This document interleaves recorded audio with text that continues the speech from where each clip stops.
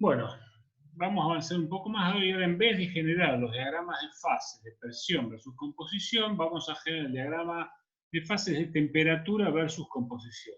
Tanto composición fase líquida, dado acá por una curva azul, y composición de la fase vapor, dada por la curva verde. Entonces ahora trabajamos a una presión constante, y entonces ahora lo que tenemos en el eje Y, en vez de presión, es temperatura. Antes teníamos temperatura constante y acá variamos la presión. Ahora tenemos presión constante y variamos la temperatura. Y siempre en el eje X tenemos la composición de nuestra mezcla, ya sea en la fase líquida, si estamos haciendo lectura de la curva azul, o la fase vapor, si estamos haciendo lectura de la curva verde. Y por supuesto que estas temperaturas que están acá, descritas por estas curvas, son las temperaturas de ebullición, ¿sí? Recuerden de la discusión de diagramas de fase de sustancias puras. Entonces, por ejemplo, si tenemos ahora una temperatura de 115 grados centígrados, representado acá por el punto negro en el diagrama, a esa temperatura de ebullición, para esta presión constante, le corresponde una composición en la mezcla líquida, que está dada por este valor que encontramos acá, y una composición en la curva verde que está dada por este valor que encontramos acá. Y entonces, ahora tenemos el diagrama de fases de temperatura versus composición.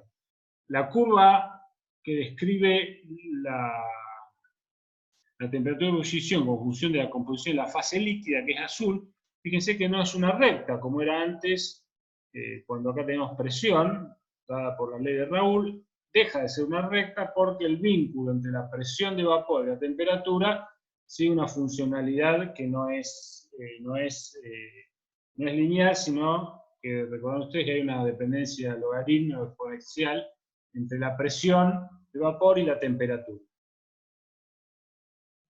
Bueno, muy bien, entonces, con toda la información que tenemos hasta acá, ahora vamos a discutir un poco algunos aspectos más de estos diagramas de fase versus composición en ambas fases, ya sea temperatura o presión en el eje Y, echando mano a unas pequeñas simulaciones que nos van a venir bien. Entonces, déjenme que cambie la pantalla. Y estamos acá ahora.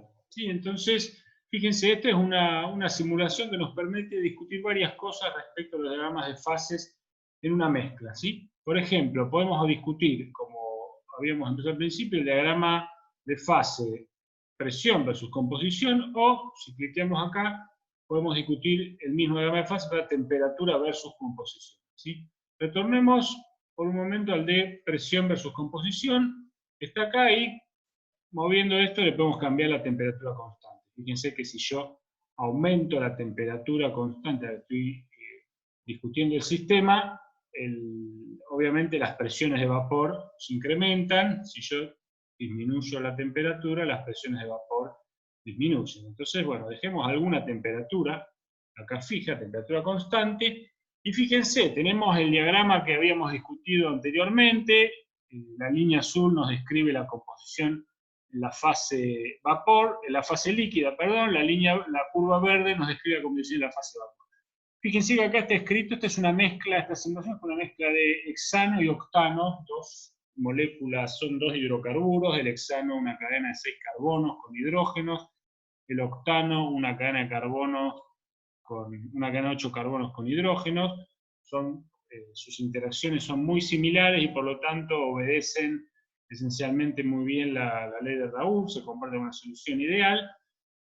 Y lo que podemos hacer acá en este diagrama es ir moviendo nuestro punto este punto negro que nos va poniendo cuál es la situación en la que nos encontramos. Entonces, fíjense, si yo tuviera, por ejemplo, la mezcla a esta dada fracción molar, ¿sí? Aproximadamente ahí, y acá fíjense a la derecha, en esta barra, si está todo azul se refiere a la composición de la fase líquida, si aparecen regiones verdes se va a referir a la fase vapor.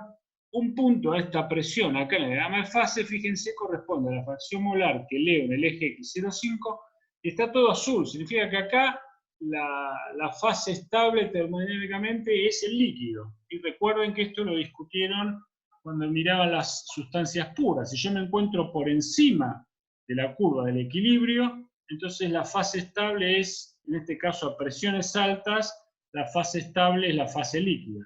Si yo desplazara mi punto a presiones por debajo de la curva verde, fíjense, esto no se puede controlar con el mouse tan fácil, pero aproximadamente para la misma composición 0,5 de la mezcla, ahora esto es todo verde, significa que lo que tengo es una mezcla totalmente gaseosa. Entonces, cualquier punto por debajo, en este diagrama de fases, por debajo de la curva verde va a corresponder, fíjense, yo me muevo a distintas mezclas, siempre en su totalidad de fase vapor. Y cualquier punto por encima de la recta azul va a corresponder a mezclas totalmente en la fase líquida, o sea, no hay vapor. Si imaginan un recipiente cerrado, está totalmente ocupado por líquido, no hay ni una sola burbuja, ¿sí? Todo líquido.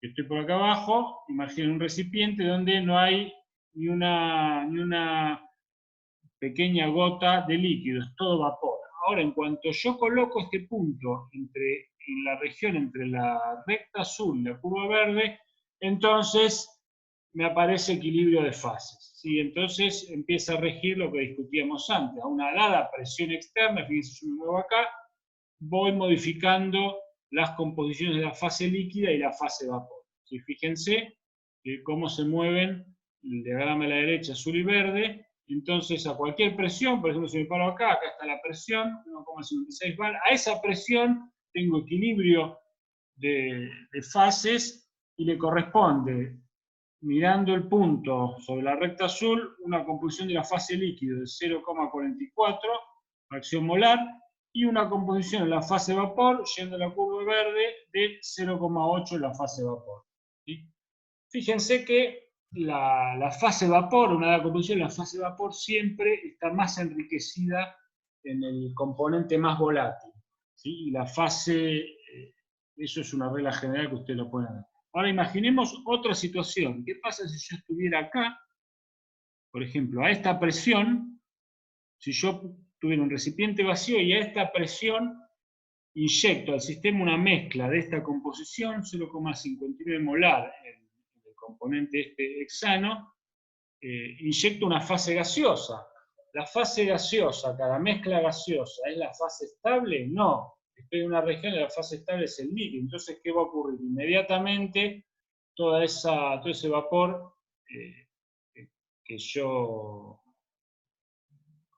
puse ahí se va a condensar para dar líquido. Y así, si yo sigo inyectando vapor, se condensa para dar líquido, hasta que en algún momento, cuando yo toque la recta azul, entonces ahí sí, el vapor que yo ponga va a quedar en equilibrio con la fase líquida. Y en ese punto que está acá, fíjense, es difícil regularlo, pero ahí es cuando aparece, en ese punto aparece acá una pequeña cantidad de fase vapor con esa composición. ¿Sí? Ahora enseguida, en cuanto toco la recta, quedan determinadas las dos fases con sus composiciones dadas por la unión entre el punto de operación y las curvas que están a los costados.